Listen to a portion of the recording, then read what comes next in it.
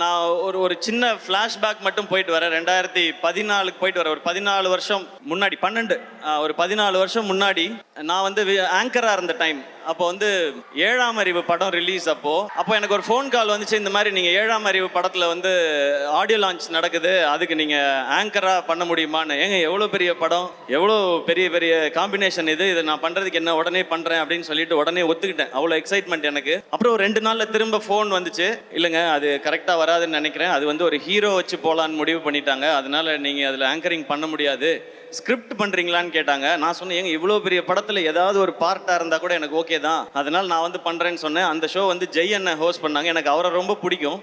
அதனால நான் இந்த மாதிரி ஒரு ஈவெண்ட் ஸ்டேஜுக்கு பின்னாடி சைடில் நின்று ஜெய் அண்ணனுக்கு வந்து நெக்ஸ்ட் லிங்க் சொல்லிகிட்டே இருக்கணும். அந்த கேப்பில் வந்து நான் பார்த்தா சூர்யா சார் உட்காந்துருக்காங்க, முருகதாஸ் சார் உட்காந்துருக்காங்க, பக்கத்தில் உதயநிதி ஸ்டாலின் சார் உட்காந்துருக்காரு, செம்ம க்ரௌடு எல்லாமே இருக்குது. அந்த கேப்பில் தான் அது தெரிஞ்சுக்கிட்டே இருந்தது. அதுவே எனக்கு அவ்வளோ சந்தோஷம். அந்த ஆங்கரிங் சான்ஸ் நான் எதிர்பார்த்தது எதுக்கான, இன்னைக்கு ஒரு சான்ஸ் கிடைச்சதுன்னா நம்மளோட திறமையெல்லாம் ஏதாவது காமிச்சு முருகதாஸ் சார் படத்தில் ஏதாவது ஒரு ரோல் வாங்கிடலாமா அப்படின்னு ஆசையோட தான் வந்தேன். ஆனால் ஸ்டில் அந்த ஷோவை நான் என்ஜாய் பண்ணேன். அப்படியே ஒரு சில வருஷம் கழிச்சு இன்னொரு ஃபோன் கால் வந்தது. முருகதாஸ் சாரோட ஏஆர் முருகதாஸ் ப்ரொடக்ஷன்ஸில் ஒரு படம் பண்ணுறாங்க, அவருடைய அசிஸ்டண்ட்டை வச்சு நீங்கள் ஹீரோவாக நடிக்கணும்னு சொல்கிறாங்க. அடடே, இதுக்கு தானே நம்ம ஆசைப்பட்டோம், நம்ம ரெடின்னு சொல்லி போனேன். அதுதான் அந்த மான் கராத்தே படம்.